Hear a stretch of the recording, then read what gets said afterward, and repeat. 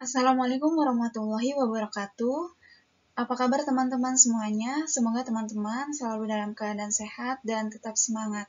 Perkenalkan, saya Anita dari kelas X7A. Pada kesempatan kali ini, saya akan menjelaskan sedikit materi mengenai menyelesaikan limit fungsi trigonometri, metode substitusi, dan rumus dasar limit fungsi trigonometri. Nah, dalam penyelesaian limit fungsi trigonometri, yaitu ada beberapa metode. Yang pertama, metode substitusi. Yang kedua, menggunakan rumus dasar limit fungsi trigonometri.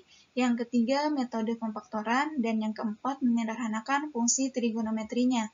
Namun, pada kali ini kita hanya akan membahas dua metode. Yang pertama, metode substitusi. Dan yang kedua, menggunakan rumus dasar limit fungsi trigonometri. Nah, sebelumnya teman-teman harus ingat dulu dengan tabel sudut istimewa, seperti sinus, kosinus, tangen, sekan, kosekan, dan kotangen. Karena di sudut istimewa ini yang nantinya akan kita gunakan dalam soal-soal limit fungsi trigonometri. Oke, kita lanjut ke pembahasan. Yang pertama, menyelesaikan limit fungsi trigonometri metode substitusi. Penerapan metode substitusi langsung dalam menyelesaikan limit fungsi trigonometri, yakni dengan langsung mengganti X dengan angka yang tertera di soal. Nah, di sini ada rumusnya, limit X mendekati A, fx sama dengan fa, di mana A-nya kita substitusikan ke dalam fx sama dengan fa. Jika hasil yang diperoleh dari metode substitusi langsung adalah 0/0 atau tak tentu, maka limit tersebut harus diselesaikan dengan metode menggunakan rumus dasar limit fungsi trigonometri.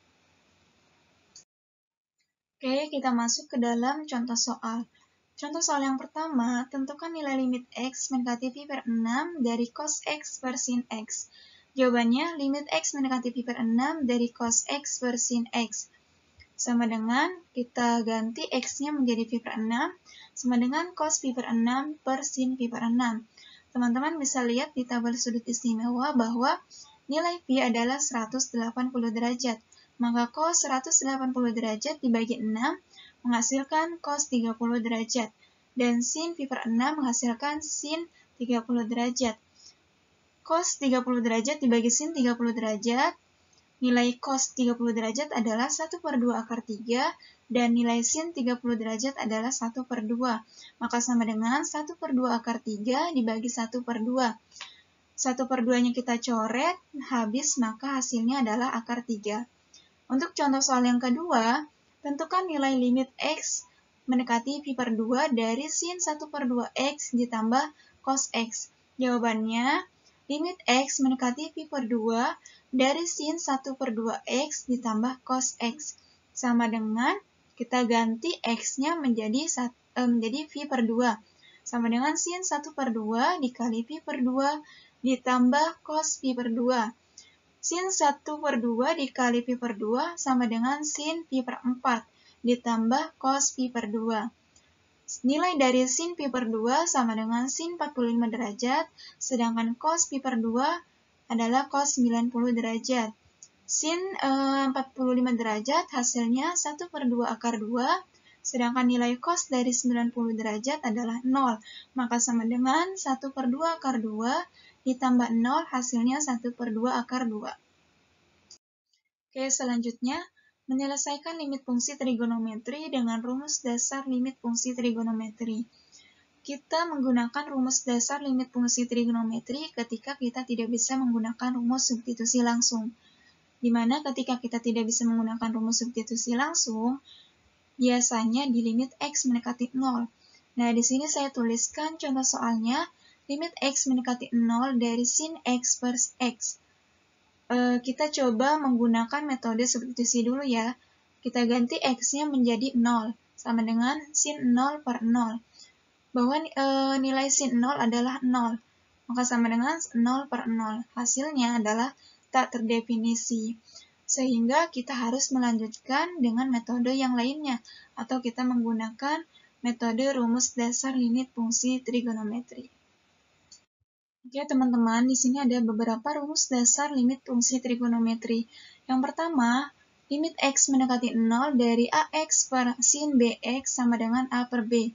Yang kedua, limit X mendekati 0 dari sin AX per BX sama dengan A per B. Yang ketiga, limit X mendekati 0 dari tan AX per BX sama dengan A per B.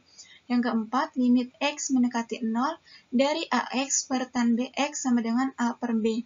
Yang kelima, limit X mendekati 0 dari sin AX per BX sama dengan A per B. Yang keenam, limit X mendekati 0 dari tan AX per tan BX sama dengan A per B. Yang ketujuh, limit X mendekati 0 dari tan AX per sin BX sama dengan A per B. Yang kedelapan, limit X mendekati 0 dari sin AX per tan BX sama dengan A per B.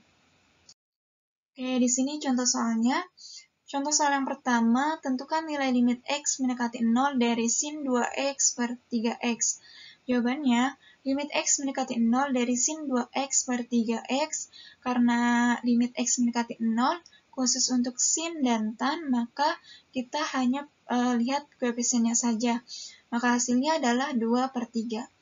Untuk contoh soal yang kedua, tentukan nilai limit X mendekati 0 dari 4X kuadrat per 3 sin kuadrat 2X.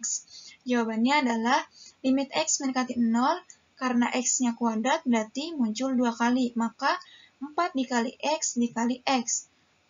3 sin kuadrat 2X, maka 3 dikali sin 2X dikali sin 2X.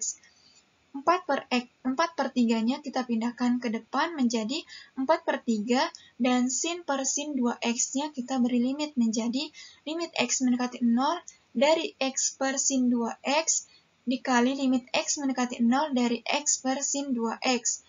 Sama dengan 4 per 3, karena X itu adalah 1, kita masukkan koefisiennya adalah 2, menjadi 1 per 2, sama dengan 4 per 3 dikali 1 per 2 dikali 1 per 2. Hasilnya adalah 1 per 3. Nah, di sini ada latihan soalnya yang bisa teman-teman kerjakan. Soalnya tentukan nilai limit fungsi trigonometri berikut. Soal yang pertama dan yang kedua itu menggunakan metode substitusi, sedangkan soal yang ketiga dan yang keempat itu menggunakan rumus dasar limit fungsi trigonometri. Semoga soalnya tidak begitu sulit dan selamat mencoba. Oke, cukup sekian dari saya. Semoga teman-teman dapat memahami materi yang sudah dijelaskan. Kurang lebihnya mohon maaf. Terima kasih. Wassalamualaikum warahmatullahi wabarakatuh.